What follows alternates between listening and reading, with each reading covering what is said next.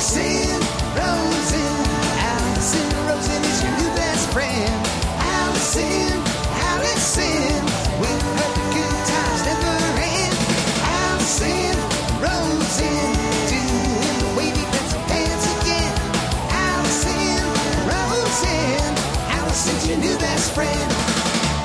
Hey everyone, hi, hello. Welcome to another episode of Alison Rosen is your new best friend. I'm very excited to welcome back to the show. It's his third time on.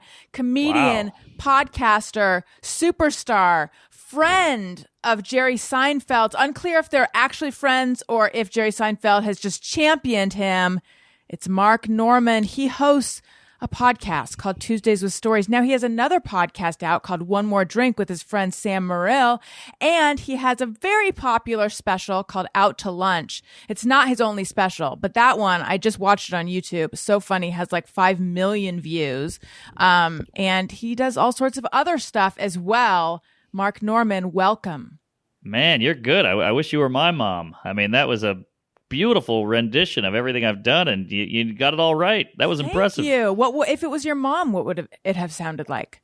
It would be this guy I think he does a couple of skits. He's got a routine. He thinks he's funny. He's on YouTube, but who isn't? What's his face? Matt Normand. Well, welcome back. How is everything going? You're sitting in front of a painting with actual paint on a canvas, so things must be going okay because you own art. I'll tell you though, Al, if I can be so bold, I was having a hell of a year. Well, you mentioned Seinfeld, did a bunch of TV stuff. The special started cooking, and then this damn pandemic had to come queef on our salad and ruin my whole momentum. It's all gone. I was selling out. I was finally making it. It's over. You know, you are not the only one who felt like they were, and I'm not one of these people, but I've just heard it from other people. My career has been on a decline for a while, but I've heard you've got a good plateau. That's what everyone wants to hear. Thank you. No, you're right. You're right. I've heard people say things like, I was set up to have the best year of my career. Oh, and then really? This happened. Yeah, I've heard. I feel like Nikki Glaser has said that. Yeah. She's doing great. She'll be fine. She was already bigger. I'm nobody. You're somebody. I'm on YouTube. Were you beginning to feel like somebody, though? Yes, I was for the first time in my godforsaken life, and it was ripped from me. But I get it. Look, other people lost their business. Their restaurant was in their family for 78 years, and it's all crumbled. So I'm still one of the lucky ones, relatively. But what was the turning point for you where all of a sudden it felt like things were really heating up? Well, I did a couple of Rogans, and then the Seinfeld thing was just a real anal tickler. I couldn't believe it. I still have that video, that played in my bedroom at night with the lights off, and then I got to open for him for a while, and things were really cooking. It felt like it was all coming together, all the hard work and the blood, sweat, and the period. But yeah, then it just went to hell. But look, everybody's went to hell, and my grandma didn't die and all that. So I don't want to bitch too much because I know some people are really going through it. But hopefully we can get it all back. Hopefully it was just on pause with because we're all fucked. That's the beauty of this. So hopefully it's on pause and I can just push play and get right back into that video game and still beat the boss. Yes, I get that you recognize that things are not that bad and that you have perspective. But still, it's disappointing.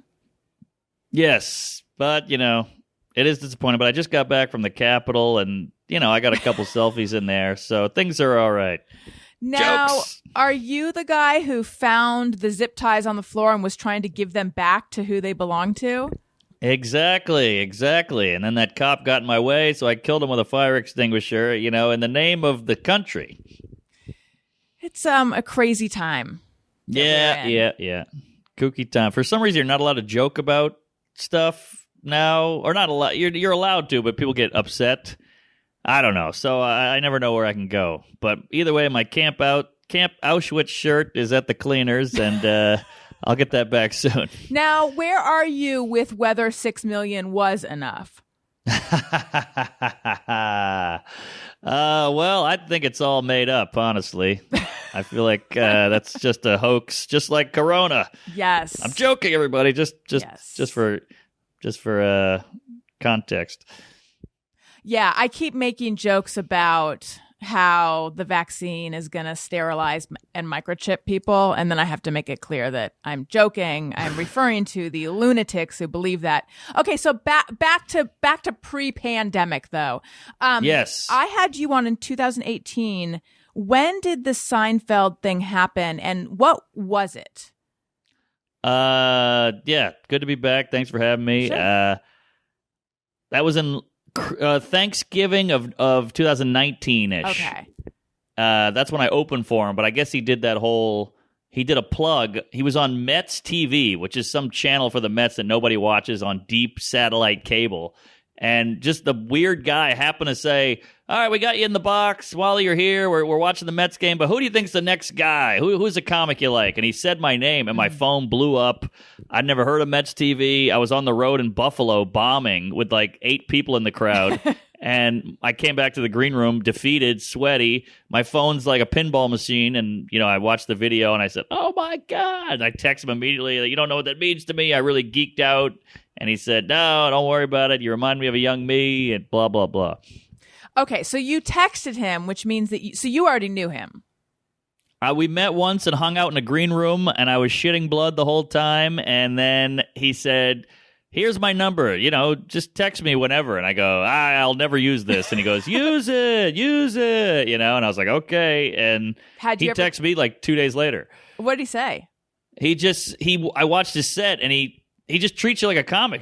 You're equals. He's like, what do you got on that cemetery bit? And I was like, so now I had to spend 6 hours writing a bit so I could send him anything. I didn't want to send him some shit, so I tried to really work on it. And I sent him a thing. He goes, And I was like, ah. What was a cemetery bit? Was that something you had discussed with him?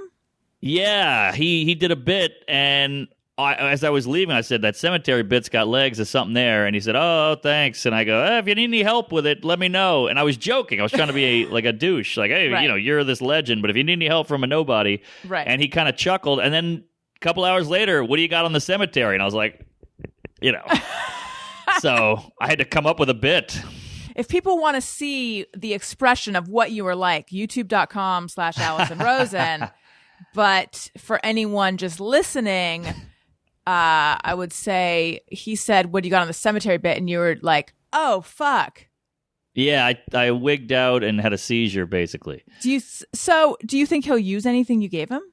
No, and I would give him shit over the couple weeks, because I would just I want to keep in touch, and I don't want to lose that relationship we have. So I'd be like, what about this for the cemetery bit? It's like a supermodel where you're like, I want to keep fucking, but I don't want her to get annoyed with me and be too clingy. So it's this weird text editing. Is this dumb? I'm showing friends. They're like, you're already gone too far if you're asking me. You got to treat him like a human being. I'm like, I can't see him as a human. I've been watching him since I was 8 on primetime TV with my parents. Right. Come on. So then he said, you're a young him. You're the next guy. And then did things change for you right away? No, I thought they would. I remember I was in Buffalo on Friday night. I'm not a draw, or I wasn't then. I'm bombing. So Friday night rolls over, and I go, hey, Saturday morning, I'm going to be sold out. After that, that's the biggest endorsement you can get. Right. And then still no turnout, which is show business in a nutshell, especially stand-up. So then when did things change and make it so that you all of a sudden were feeling like a somebody? I think that gave me some comedy clout. Like the comedy world was like, oh, geez, look at this guy. Like other comics, not the industry. They don't give a shit. But and then Rogen saw it. He had the biggest podcast in the world, and I did that, and I did it. I had a good set, I think, and I did it again a couple months after. So that's two bangers. Did Rogen have you on because of what Seinfeld said? I think there was a big cocktail. It was a big gumbo of certain elements, and that was one of them. I did the Tonight Show right around then. I put out a funny video. So it was all kind of brewing, and that might have pushed it over the edge. What was your funny video? I did a man on the street that... I did I don't know if you ever did the road. I know you did stand up for 2 seconds, but Oh, good memory. well, we have a similar bit, which is funny. We both had a ski mask bit. No, I don't think I had a ski mask bit. I thought I saw a clip of you at Gotham Comedy Club doing a bit about ski masks. I did do something at Gotham Comedy Club. I don't remember it being about maybe there. I mean, again, it was for 2 seconds, so maybe I'm forgetting. All right, I remember seeing that and going, I have a similar bit. How crazy is that? But it's kind of a general idea. I guess anybody could think of it. Like, isn't it weird buying a ski mask? Like, how do you look normal while buying a ski mask? Because everything done in a ski mask is shady. Oh, that's funny. No, that was not me. I wonder who this I thought that was you. I hope whoever it was attractive. It was some other black comedian. But either way, I forgot where I was going with this. Well, so the funny video. Sorry, you asked. Yeah, you asked if I ever did the road. Not as a comedian. No, I traveled with the Adam Carolla show, and we did live podcasts a lot. And I've traveled a little bit with my own podcast, but I've not done the road as a comedian. No. Okay, so you did the live stuff with Adam and didn't get to say anything. So I don't know if that counts. I got it. I got like at least 3 or 4 words in. That's impressive for him. By the way, we should talk off air about his whole trajectory. But that's a whole nother bag of hammers. Sure. But so I did this morning show. When you do the road, you have to go, you're in Cleveland, you have to do Good Morning Cleveland or Hello Cleveland or whatever. Yeah. And it's a nightmare, and you have to follow the cooking lady and the guy with the ducklings, like the zoo guy. I actually have, despite I have not done the road, but I have been a guest on shows like that when I worked at magazines. So I've followed, I think the puppies and the cats that were available for adoption followed me, but I know exactly what you're talking about. And I followed Produce Pete, so I totally get it. Oh, there you go. Yeah. Perfect example. So you're in the green room with like 2 Cub Scouts and a horse trainer. It's all very strange. Yes. So they want you to be funny, but it's 8 a.m. You're hungover. You got half a boner. You don't know what's going on. And it's some nice lady named Joan or something, and she's like, so how'd you get into comedy and all this shit? And I just kind of went off the rails because it was like my 3rd one that day, and I didn't want to. They don't help either. They don't fill the seats. But you're contractually obligated to do it. So I was just like, I'm gay. You ever queef? And I said all these crazy things. And she was like, and it went viral. And so that was like a big, big one for me. I've got to see that. You know, the funny thing about those shows is that they need their smelling salts and they clutch their pearls no matter what you say. Like, no matter what you say, they are so, like, you did not just say that. Oh, yes. What will they think of next? Like, it's weird how much they live inside a tiny box that is still in 1950s. I know, and the camera guy, if you watch mine, he's dying. So that it's like, okay, so somebody here is normal. Like, if I would have made that joke to you about the Capitol to her, she would have been like, cut the mic. We got to reshoot, But I'm like, I'm just joking. I'm a comedian. You had a comedian on. Then when I do something humorous, you're like freaking out. So it's a weird line to walk. Before it went viral, were they mad at you? A little. They were peeved. But I'm like, I'm on your show. I'm a comic. This is what I do. You want me to be me, but you don't want me to be like, this is what you're going to get. I'm sorry. I didn't say anything, blue or anything. So I kept it in the lines. It just wasn't very appropriate. It is a hard needle to thread because they want you to say things that are quote unquote outrageous, but not too. It's weird. Exactly. I imagine what they are expecting of you. Yeah, every job I've gotten from comedy, they always say, be edgy. We like your edge. We like a little outside the box. And whenever I'm edgy, I get fired. Because they have their edgy, but we have our edgy, where it's like miscarriage and AIDS and abortion. Fun stuff. Ski masks, apparently. Yeah. My old ski mask bit. Okay, so you had a video that went viral, and then you opened for Seinfeld? Yeah, so we just hung out, and we would text every now and then randomly he's like, what are you doing on this night? And I canceled everything, obviously, and said, I'm there. And I got to open for him, and he's a comedy nut where it was at the Beacon Theater in the Upper West Side, and I got there and I was like, where do I go? I want to be out of his hair. I don't want to bother him. And they go, no, he wants you to be in his green room. There's only one green room. Like, so you get to hang out with him and do 2 shows. You hang out before the show, after the show. You get to talk about the shows, and then you go out for pizza after and wine. I mean, it was a dream come true. Were you and were you able to enjoy it, or were you nervous, or both? I kept going in the bathroom and being like, get it together. I know you're a weirdo, geek, nerd. I know this is it. This is the moment. So just enjoy. I kept having to do these pep talks and like put water on my face in the bathroom. And it was pretty embarrassing, but I feel like I got through it and we had some great times. And I feel like we really hung. Mm-hmm. You know, it wasn't just like, oh my God, I'm with a celebrity. It was like we were hanging. He's so normal. It's wild. Has he given you advice? Yeah, he actually gave. I had a so-so set, and when you opened for him. Yeah, which was devastating, obviously. And he gave me some tips, and I applied the notes right there on the next show because you do 2 a night, and it killed. And you want to get mad at the notes, you know? Nobody likes criticism. We're all sensitive, but he was right, and it worked. What kind of things? He told me 2 things. One was, he's like, look, I know you're a club comic. I like your writing. You got good jokes, but this is a theater. You got to get out there and move. Like, there's people in 80 rows back in a box seat. You got to perform for them. And I was like, oh, yeah, because, you know, I like to just stand there and deliver the joke, boom, boom, boom, robot style. So that was all him, was just being more of this. And then he gave me something else. Oh, I'm blanking on it. Hold on. Brain queef.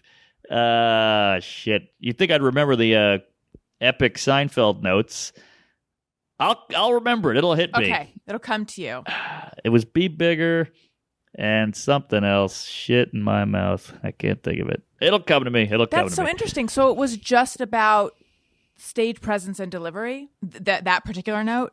Yeah, basically like you're in a theater now, so you got to kind of kick it up a notch. Mm-hmm.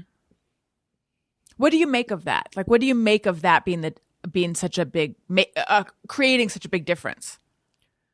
I think he's just a theater guy, and I'm a club guy, and so I think he knows me. I mean, he was me, a young comic doing the clubs for years. So I think he saw that and was like, I can calibrate you. You're right there. You just need to.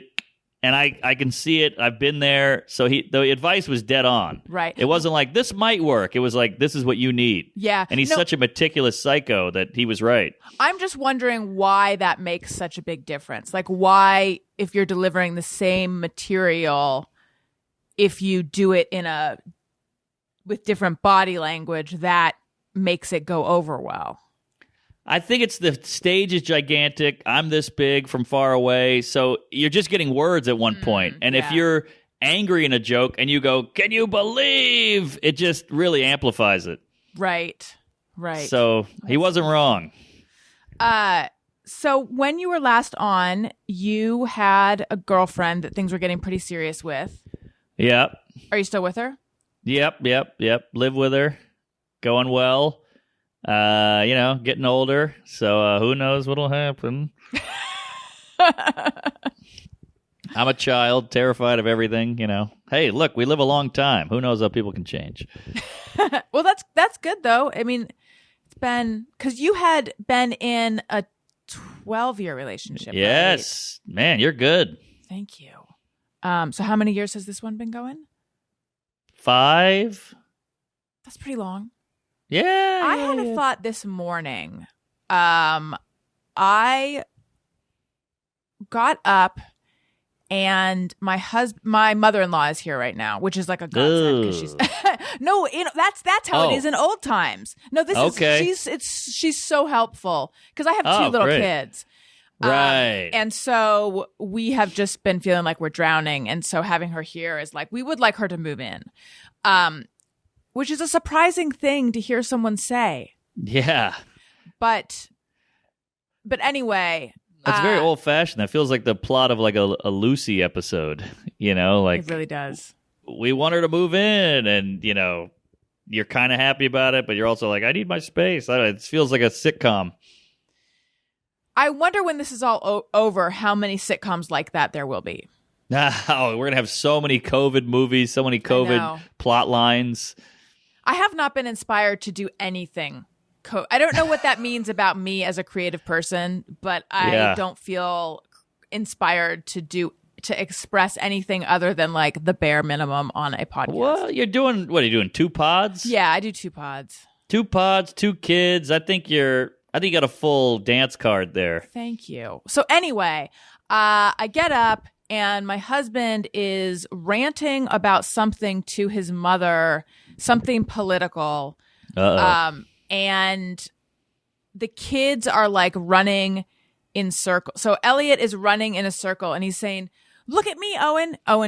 Elliot is almost 4. Owen is almost 2. So he's running in a circle. "Look at me, Owen. Look at me." And I'm thinking like, Owen doesn't quite understand what there was just so much noise and so much energy. And I sat down at my computer and I thought, if everyone went away for a few weeks, I don't know that I would want them to come back. And then I felt it was such an alarming thought because I'm introverted enough that I'm fine being like alone in my house for a few days. I know people who go nuts with that, but I'm fine with it. Same. It was alarming because it made me think, oh my God, have I found myself in the wrong life? That's what I'm scared of. If I wouldn't miss my kids and I wouldn't miss my husband. And then I consoled myself with the thought, no, this is a pandemic thought. You've been stuck in a house with these people exclusively for however many months. It's normal to desire a little bit of a break. I hope I'm right. Of course. Yeah, I think this is all completely normal. Just don't go the forensic files route, and you're fine. Don't do the antifreeze and the oatmeal slowly every day for a year. But this is completely normal. You're an introvert. You're a creative. You want a little alone time. You got to recharge. Yeah. Come on. I would not feel weird about this at all. So I think you're very rational and well adjusted. Thank you very much. How are you doing with being? Well, you've traveled a little bit because I know that because you were supposed to come on in December and then we rescheduled because you were flying into a blizzard. That's right. There was a crazy blizzard here and everything got shut down, so I was kind of down and out. But I've been traveling a lot. I think that's a no-no. But I got to pay the rent. Mm-hmm. I'm getting yelled at by other comedians, and I'm like, well, you have a writing job. You're making a lot of money and have health care and benefits. I make all my money on the road doing live shows, and I've already had COVID, so I'm not nervous about it. But even admitting this now, I'm like, here it comes. I'm going to get shit. But I don't know. I got to pay the rent. I don't know what else to do. I see a lot of comedians who don't. Have you gotten shit for it? I see a lot. You sure. Have. Because I see a lot of comedians doing a lot of stuff where I'll be on Instagram and I'll look at their comments and I'm like, why aren't they getting any shit? Not you. Yeah. I'm giving you a free pass. It's capricious. But there are some who do a lot of, at the beginning, who are doing like a lot of in-person stuff. And I was looking at it being like, why is everyone just so thrilled to see this? What the fuck? Right. It seems to me like but anyway, so you're saying you do get some pushback. So how's it been traveling? Are you nervous? And also tell me about your COVID experience. Well, I do. I follow all the protocol, all the rules. I wear the mask. I keep distant, hand washing, whatever it takes. But I just got to go places. And I think traveling in a pandemic is amazing. Because there's like no one there, right? There's no one there. And I mean, some of these flights, I'm not going to lie to you. All our rules are so weird. Like you can't have kids in a school, but you can be in a plane, which is this tiny quarter where you're 2 inches from a guy for 5 hours. Sure, you're both wearing masks, but we've both guzzled 2 Sprites and 8 pretzels. So we took the mask off, and that's okay. And there's literally no window opening, no door is the door is sealed, and yet a school or I don't know. A restaurant is crazy. You can't have that, but you can have an airplane. It's all very strange, but it's been great. The middle seat tends to be open. The security line's short. The flights are cheaper. So all that's gravy.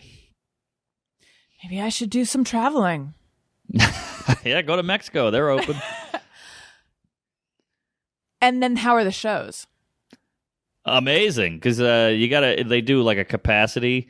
So it's all people who are willing to come out. It's all distance. People wear a mask, hopefully. And you got to figure, if you come out during this, you want to see some comedy. This is not like a papered room where like, all right, let's go see this Joe Schmo at the Chuckle Hut and get some chicken wings. This is like, oh, we're going to go laugh tonight. So it's been great. You had COVID.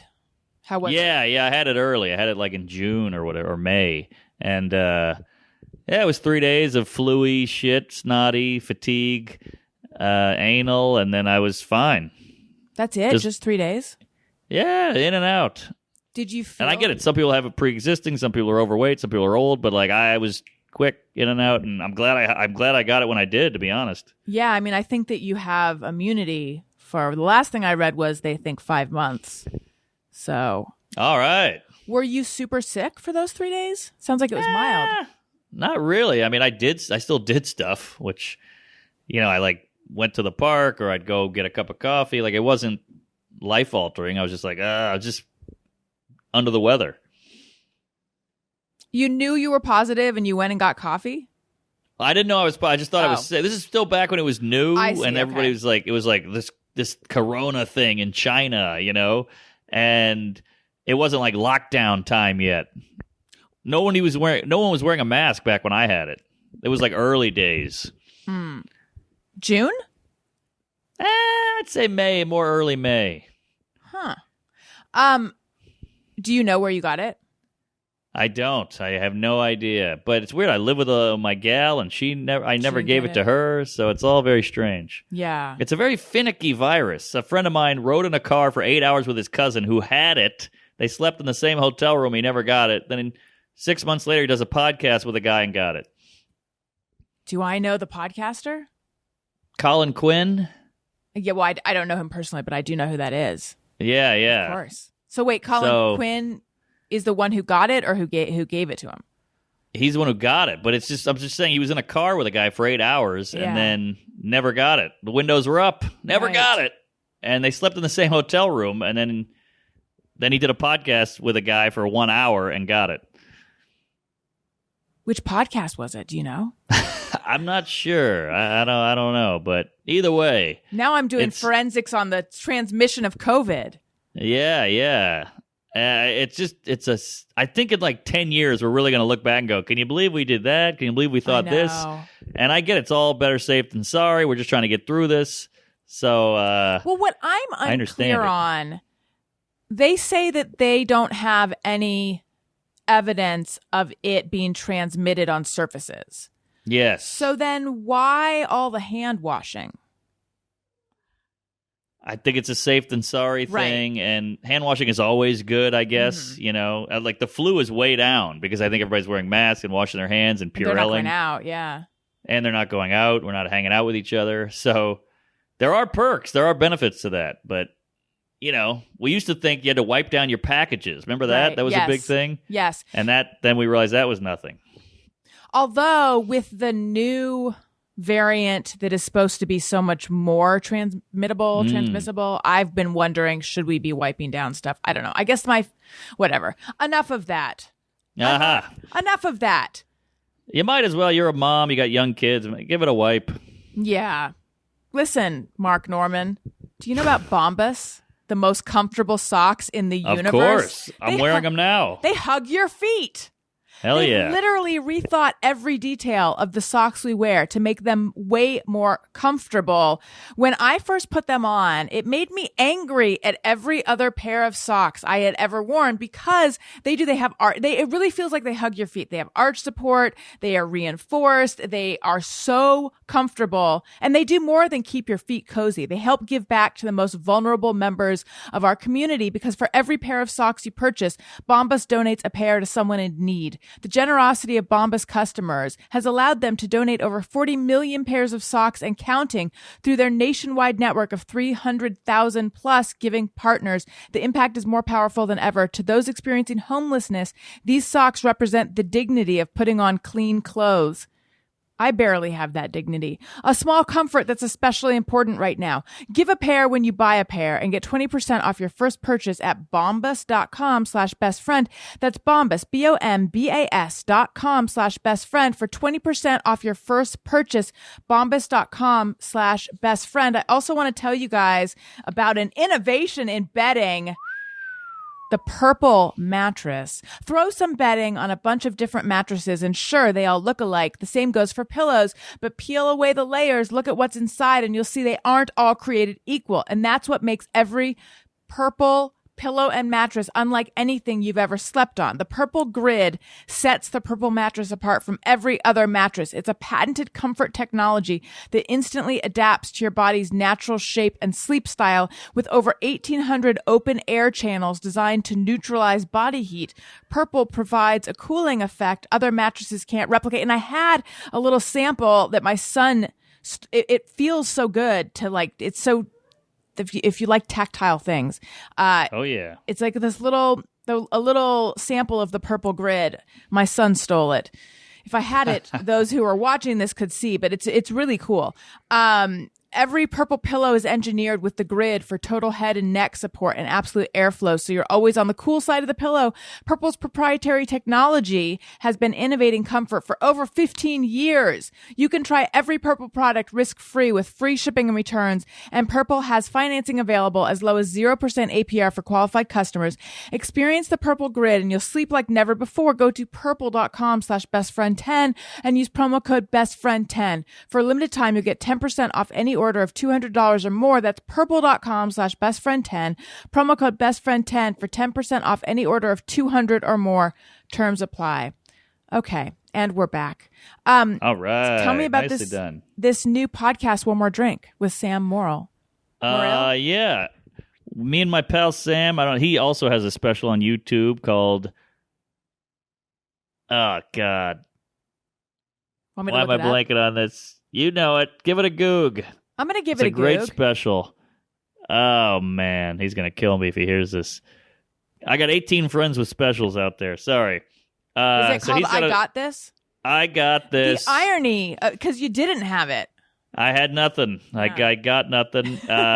He's good. He's one of the best. And we just are two joke-slinging New York guys who live out here with curly hair and try to write good jokes. And that's really all we can do in life. And we wrote together. We've been friends for 10, 12 years. And we just got a great rapport. And we said, hey, we're stuck inside. We got Zoom. Let's do a pod. And we're also drinking alone in our homes. We like to booze. And no one else does, apparently. So we just talk about drinking and the road and missing comedy and movies we like and recommendations. And it's just a hang between two pals. Now you say no one else does. Have a lot of your friends become sober?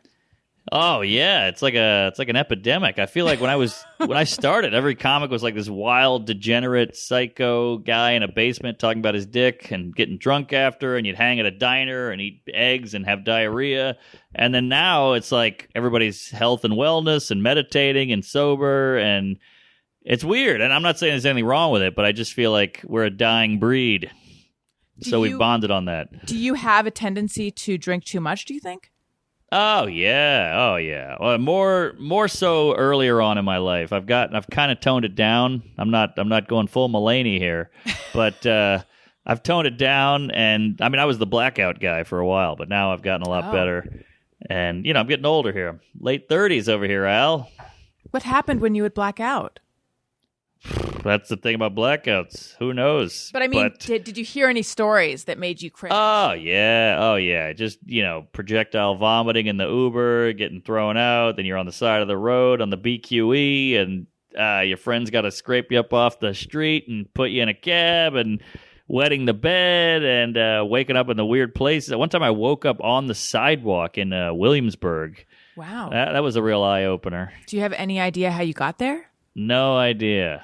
And then you lose your wallet. One time I got knocked out by a guy in Hell's Kitchen, and these guys took my wallet, my keys, my phone, my joke book. Oh, no. I know. And then you don't realize when you're, as a poor, broke comedian. So then you got to get on the train to get back to your house, but you don't have a Metro card. So you're like, well, I'll just go buy one. Oh, I don't have a credit card. I don't have a debit card because they got that too.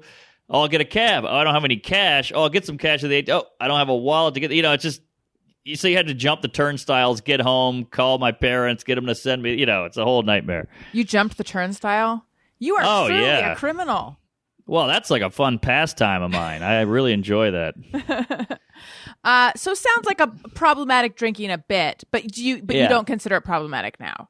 No, I got ahead of it, much like yourself. I don't drink. Weren't you? Yes, you were a booze bag in your day. I really was. Please tell me that's something that we talked about as opposed to something that you heard. Oh man, there's all kinds of stories. No, out we there. talked about it, right? No, we talked about it. Yeah. Yes. When you mentioned projectile vomiting in an Uber, my drinking days were pre-Uber, but I did throw up on. Here's the sad thing. I was like, I threw up on my shoulder in a cab, didn't I? Like, I think That's I pretty turned considerate. my head. Yes, but then I was like, or wait, did I throw up on my shoulder in the back of a van? I know, I can't remember. I know that I did start to throw up and it was in the morning too. That's what's sad about it. Yeah. I don't really miss those being in a days. van though, I hope it wasn't because a van is just so much more nefarious. Something bad's going down in a van. This is when I lived in California and it was with I played in a band and I used to do dumb shit like I would drink a drink that someone from the audience had given me. Like when we were on stage. Same. Yeah. And I do think that maybe I was given GBH or something because I went from I didn't GHB. Yes. Wait, what's GBH? That's I don't something know. else. GHB. That's something. Yeah. Because I went from being sober to like almost a nest. I mean, like my legs buckled out from under me. It was so fast. Oh, wow. And I could like barely talk. But so anyway, I was in the back of a van. Nothing nefarious was happening because I was with the band. But it was. And then I didn't have a hangover the next day either. That's why I feel like it was a drug. Maybe, yeah, because you just had the drug and not enough booze to give you a hangover. That's interesting. Right. Yeah. Yikes, Anyway, scary. good times. Who are these guys doing that? They got to buy that stuff. And then, I mean, he didn't bang you or anything? No. That's the weird thing. That's the part that never made sense. Yeah. I mean, there were these two guys, though, that I was talking to. And this is so long ago. Who knows? Yeah. Anyway, good times. So, Aren't you surprised you're alive sometimes? Yes. Not to make it weird, just saying. No, I mean, I think back. There's two things I'm thinking about. One, I'm thinking about moments where, like, really poor decisions that I made. And then I'm also thinking I have two kids and I don't want them to make bad decisions and justify it by like, but look at all the dumb shit you did. But I mean, it's already out there. Yeah, I just, the things that I shudder at are in my drinking days, like going home with someone I just met. Yep, that was a fun night for us. But yeah, that's true. I'm with you. Lucky. I was just We're putting lucky. I'm putting myself in. I was putting myself in such a vulnerable position. Like that was just so dumb. But I'm here, which makes you think. I think murder happens less than you think. But still, why put yourself in a position to be murdered? But Well, every whatever. guy and girl I talk to have been through this, so it just kind of feels like a part of life, as horrible as it is and how scary as it is, and not to be negative, but your kid will go through this at some point. Yeah. It's just part of it. Yeah, I think so. I was such a late bloomer. Now, you were or you were not a late bloomer? No, not You were too an early early bloom. Yeah, which you never hear about early bloomers. No. What was your It's all late. What was your early blooming experience? Well, I'm from New Orleans, so it's just part of it's in the fabric there. It's part of the culture, and somebody just hands you a beer when you're 9 and you go with it, and then it's downhill from there. Did you really start at 9? Well, probably heavy stuff at 13, 14 is really when it got ugly. But then it's just oh, this beer stuff is fun. Let's try the liquor. Oh, now we'll add some pills. Then we'll get high first. Then we'll pregame, and then we'll black out, and then we'll do mushrooms and acid and get some blow to keep it going. It just keeps going from there. Have you thought of, have you felt that you had a problem and had to pull back in the past? No, but what's weird is I'm a pretty good functioning alcoholic, or I was, but the hangovers are what got me. It wasn't even the being drunk and I'm a great drunk driver. It's just the hangovers because it ruins your whole day. Yes, and they get I don't mind way more blacking out. intense as you get Yes, older. yeah, and then you get older and they're worse and worse. And I don't just have a lot of people have the nausea, the vomiting. I have like shame and guilt and anxiety is through the roof. So people say, like, the phone rings when I'm hungover. I can't answer it. I'm like, I can't. I feel too horrible about myself. And you can't live like that. So that started happening to me where if I had had a couple drinks and been altered the night before, even if I didn't do anything that I should feel ashamed about, I would begin to beat myself up the next day. And I felt shame as if I had done something embarrassing when I hadn't done anything. Same. That's that evil introverty, I don't know, creative brain we have. It just finds a way. Don't you wish you were as creative when you were writing a script as you are when you're beating yourself up? I wish I was that creative. Or when you're like, is that a spot on my dick? What is that? And your brain's just going crazy. Maybe it's this. Maybe it's that. You're like, where's this creativity when I'm shooting a sketch? But I've literally never thought that, but you're so right. Like, my brain can come up with 10 alternate scenarios for why someone didn't write me back or this or that. Yep. But then when I try to write something, nothing. Exactly. Yeah, you're staring at a blank piece of paper. You're like, you almost need the fear to motivate you. That's really what it kickstarts the creative gene or whatever. But yeah, That's so interesting. it's so many bad. And then our whole job is being funny, being on, talking, being clever, whatever. And that's all out the window when you're hungover. Your brain's foggy and you're hating yourself. All your brain power is spent shitting on you that you can't go to the funny stuff because you're using all of it just to hate yourself. So you ruin a bunch of podcast episodes, and if you're a guest, you're not on, and you're boring, and then it just snowballs into you losing your career. But you're choosing to continue drinking. Well, I've cooled it. I've cooled it down. I see. If drinking is a wild stallion, I've tamed it a little bit. Got it. Whereas it used to just run rampant. So, Out to Lunch, runaway hit on YouTube. Tell me about deciding to put it on YouTube. Tell me about, and that decision.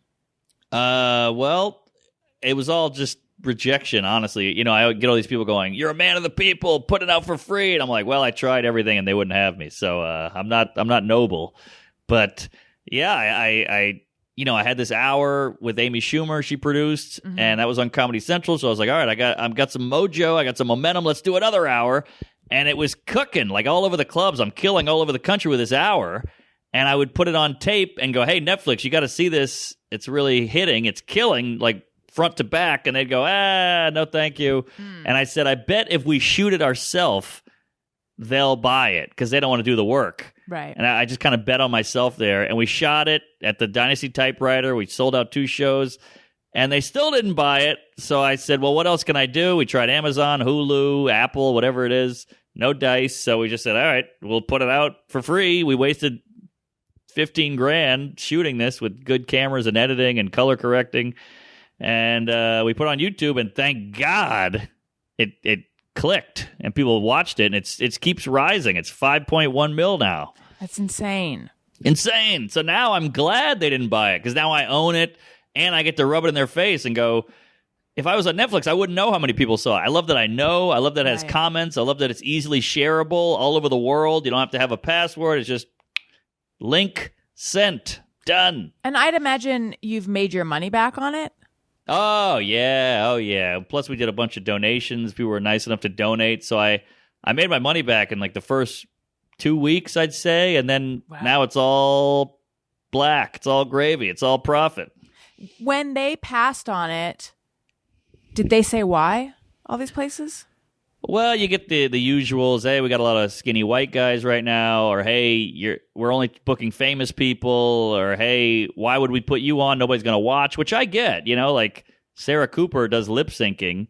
And she gets a zillion views on TikTok. So they're like, okay, we can translate this to Netflix, so we'll get those zillion views. And so people say, you're putting a lip syncer on? What about this comic who's got a killer hour?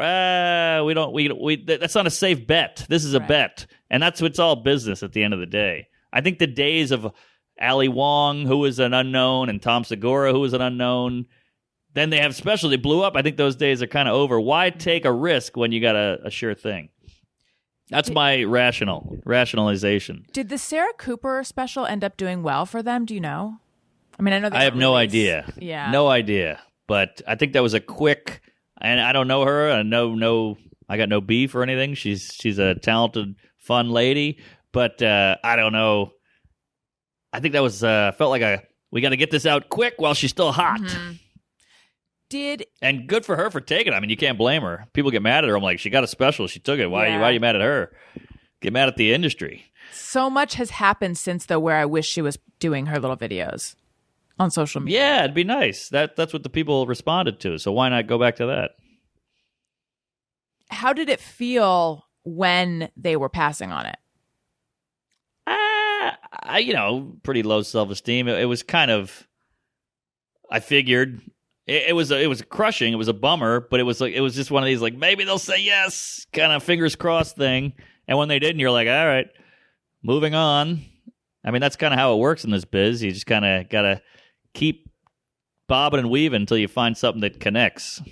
I mean, look at Mark Maron. He's been doing stand-up for 600 years, and then he does a podcast out of the blue, and that hits. So you never know. You just got to keep trying shit. Last time we were talking, last time you were on the show, you were out here pitching a show, and you couldn't tell me that much about it, but it involved autism. Yeah. Whatever happened with that? Well, that was one of the 20 shows I've pitched that just went nowhere. Okay. And now I'm pitching a new one that could go nowhere. So I don't get any hopes up. I have no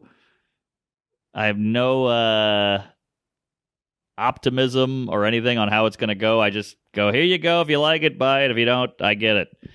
I'm not getting any more hope going. I'm done with hope. You had pitched 9 shows back then. Yeah. How many have you really pitched now? Probably up to about 15, 16. 20 is an exaggeration, but you get some producers like, oh, I think there's something there. Make a pitch, shoot a sizzle, get a whole thing together, make a package thing, a pitch document. You're like, okay, then you get all excited because you it's like being a casino. You're like, maybe I will win. Maybe I'll hit it big. This could be the one. And then you go out to LA, you go to the boardroom and you pitch it like an idiot. Everybody's just looking at their watch, waiting for lunchtime. You bomb the pitch, you leave, you get in your car, you go to Santa Monica, that takes 3 hours, and you go to Glendale, that takes 9 hours, and nobody buys it, and you fly back home defeated. You know the rigmarole. Yes, but I've only done it twice, and that was enough nightmare to make me go, I don't know about this. Well, that's why I love YouTube. I mean, it's such a godsend. It's this bittersweet thing, because all these unboxing videos with an Asian kid who's 9 is making $8 million, which good for him, but if this executive in a business suit who knows nothing about comedy gets to tell you, no, we're not going to buy this show, you put it on YouTube, it's a huge hit. It's a great moment. Right. You're like, hey, what do you know? You don't know what the people want.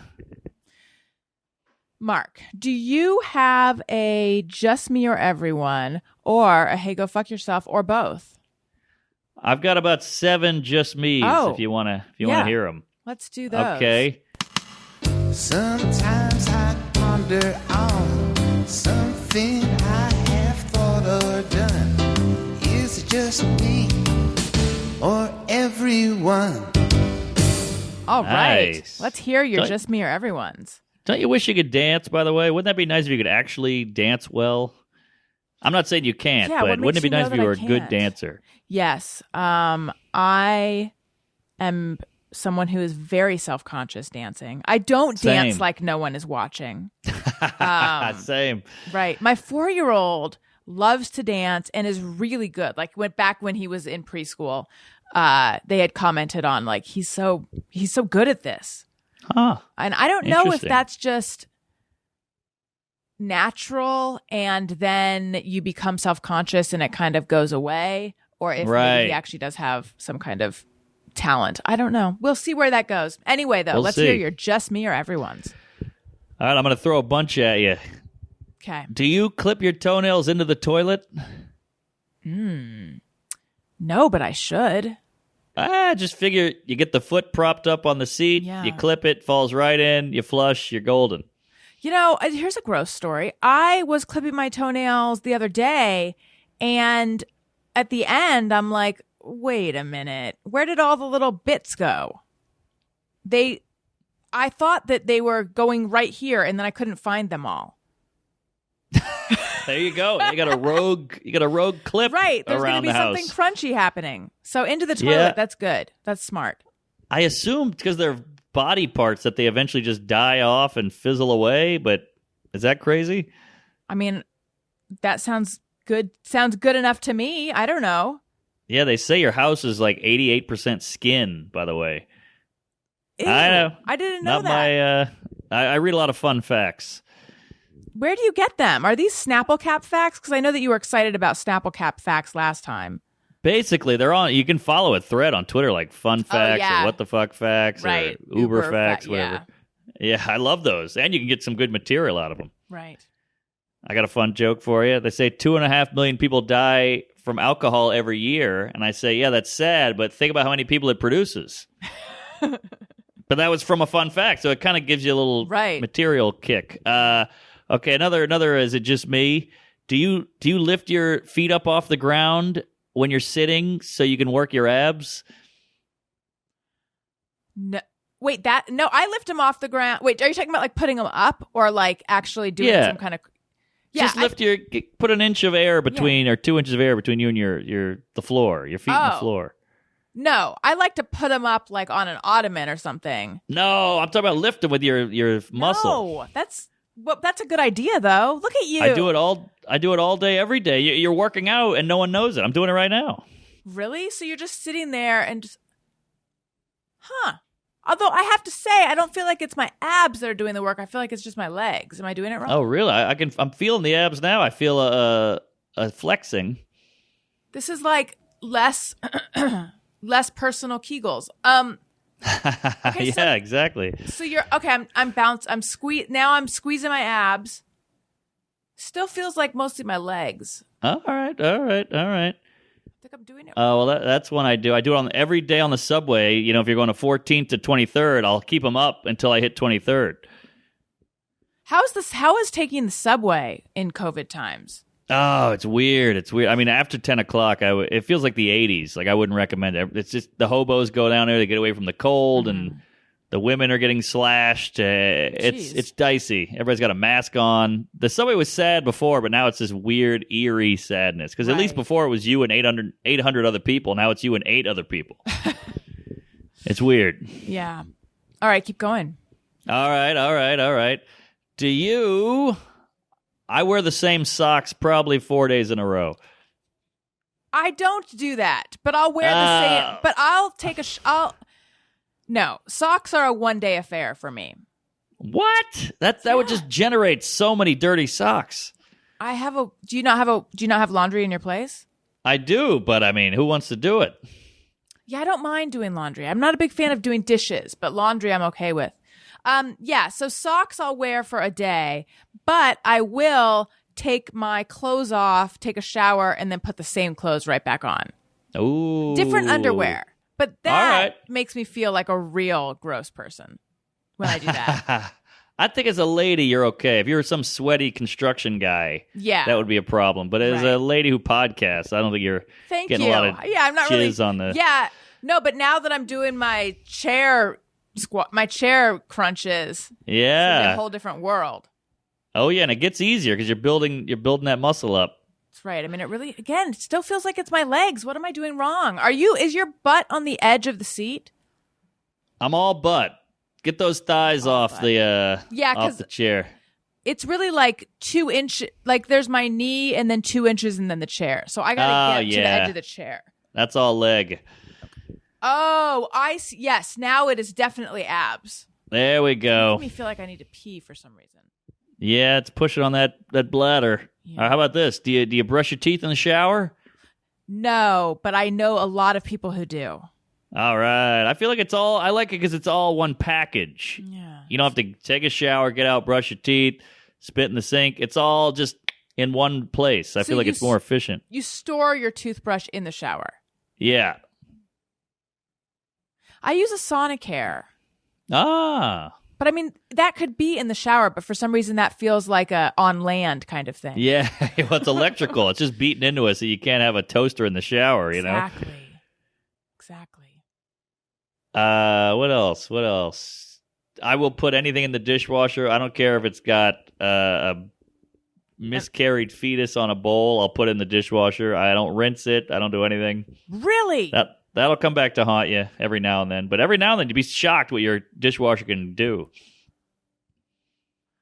You know, I've heard you're not supposed to. For anyone listening, I'm sorry for that super long pause, as if the show stopped for a second. It was just me thinking about fetuses on dishes and stuff. But I've heard you're not supposed to rinse. I don't know why. Yeah, you're just supposed to scrape it off and put it straight in. But I can't bring myself to do that. I mean, maybe a tiny bit.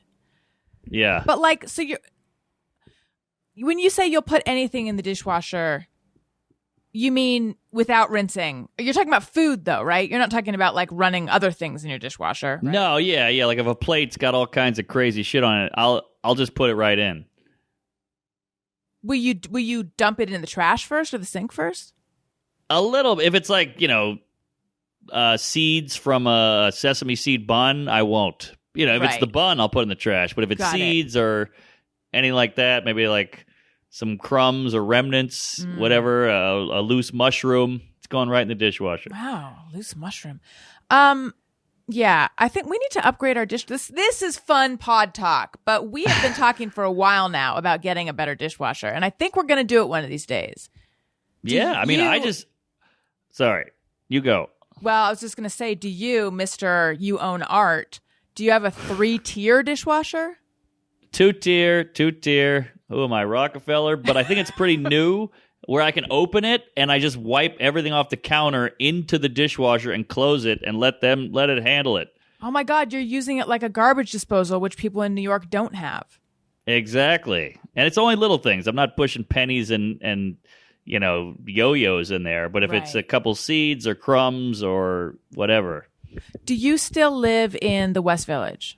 Yeah. I love the Village. That was where I wanted to live my whole time, being broke in Bed-Stuy, Bushwick, Crown Heights, and I finally made it here. Nice.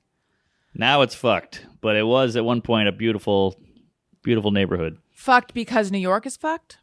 Yeah. It just, it's freezing. It gets dark at 4. Everybody's scared to go out after dark. Nothing's open. So the neighborhood's not what it once was. Everybody's scared to go out after dark because of crime? Yes. It's through the roof. Wow. So New York has... I've heard... I guess I've just been so up my own asshole that I have not really been paying attention that much. I have heard foreboding things about New York, but what is it like there? It's pretty apocalyptic. I mean, during the day when the sun is shining... It's better, but it's still, New York had that energy. That is all gone. You used to see hustle and bustle. Now it's like maybe a lady shuffling down the street every now and then. So it's like a ghost town. It's a ghost town, which is so weird because... I can't even imagine. Without the people and the energy and the good vibes and the entertainment and the restaurants and the bars, what is it? It's just you live in a house that's 2 inches big, you're paying $1 million, right, and you're freezing. Right. So you're like, that's why everybody left. And what kind of crime? A lot of shootings. Like my girl has that Citizen app, which don't ever look at that. Jesus. No, I'm good with Nextdoor. That alone makes me hate where I live and everyone around me. What is that one? Oh, Nextdoor.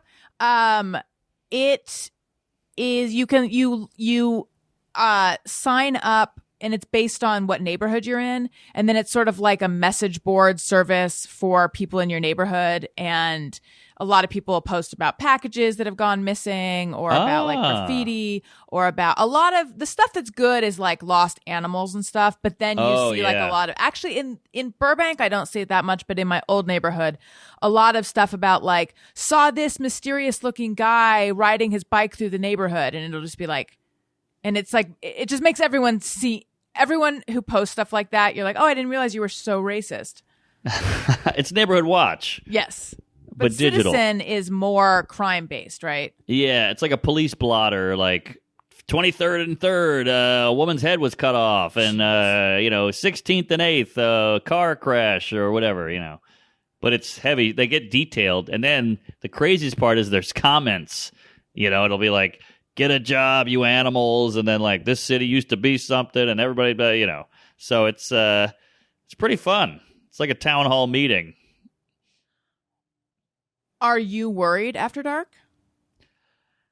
A little. I mean, I don't really look rich, maybe, and I don't know. I grew up in a bad neighborhood, so I got a pretty good head on a swivel, pretty good spidey sense for that. So I'm not too worried, but I also don't push it. I'm not blacking out on West 3rd anymore. It's interesting. I lived there from 2002 to 2010, and that was not an unsafe time in New York. It was like really? a surprise. I would say a surprisingly safe. Thankfully, I was never the victim of anything, and I felt safe wherever. The only times I would begin to feel a little bit unsafe were if it was late at night and there was like no one around. Yes, but same. I get usually it's the because of there's other people around, you don't feel unsafe. It's hard to imagine New York being as unsafe as it used to be, because it has a history of being a really tough place. Right. But yeah, I agree. I moved here in 2007, and I felt very safe. I mean, I got mugged a few times, but I was also asking for it. But I grew up in New Orleans, and I feel like that was way more dangerous. Mm-hmm. Way sketchier, way scarier, way easier to get away with stuff. New York, at least, there's an eyewitness 2 feet away from you. Right. Or you can run into a bodega. And I feel like New Orleans is a little more spread out, and you can't really get help as easily, so you can get away with a lot more. So that makes me sad that I it's loved so living bad. here, and I like a walking city. Yeah. Is it worse? This has now turned into a hyper local for New York podcast, but is it worse in certain areas than others, or is it like bad everywhere right now? Well, I think crime. the lower socioeconomic is really like the Bronx right now is bananas. And, a lot of like deep Brooklyn, Queens, deep Queens, shooting, 8 kids dead. And they show like a bicycle turned over with the wheel spinning slowly. So it's pretty bad. Yeah. But the Manhattan's okay. But you turn on that Citizen app and you're like, oh, geez, a guy's got a machete. Like what year is it? Oh, well. That was not very uplifting. Speaking of things that are also not uplifting, do you happen to need to tell anyone to go fuck themselves? Not really. I guess I would just say to Twitter, go fuck yourself. Twitter has just become this, minefield of sadness and negativity and combativeness. So like everybody take it.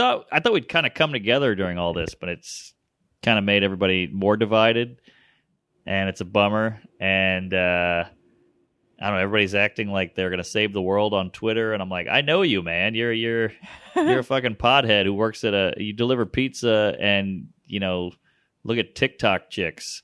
What are you talking about? We need to make change. I don't know. So I feel like everybody's got this weird online persona. Then you know them in real life, and you're like, what? You're like a loser douche. What are you talking about? I've never seen you act like this. So that my go fuck yourself is to your online persona that's not you. Yeah. Hey, online persona that's not authentic. Hey, go fuck yourself. Mark? I know that's a little obscure, but no, that's good. That works. That works for me. Okay. Now you don't find YouTube comments you probably get tons of positive YouTube comments, or you don't look at them. Well, I've wondered about this because I've gotten some of the meanest comments on the planet. Trust me, I'm a big target for mean comments, especially a guy who is new to stand up and putting his new material on, trying to get some traction and not being that good. But now I have this weird underdog status because I got rejected by everybody. So I feel like they give me some slack, and they feel like they discovered this new guy who's underground or whatever the hell it is. So they're a little gentler. Right. But if I was some bigwig on Netflix, they'd probably be way meaner. That's my only thing I can come up with. I can't imagine you getting super mean comments. I mean, it's just everybody does. I think it's just part of the whole thing. You know, like a lot of earlobe stuff. A lot of his voice makes me want to kill myself. When did he realize he was gay? A lot of gay stuff. A lot of kill yourself. You know, Adam's apple. A lot of Adam's apple. So it's Your Adam's apple. I had never noticed it before, but it is prominent. But I feel like it's a problem. Because it's prominent? Like what's wrong with it?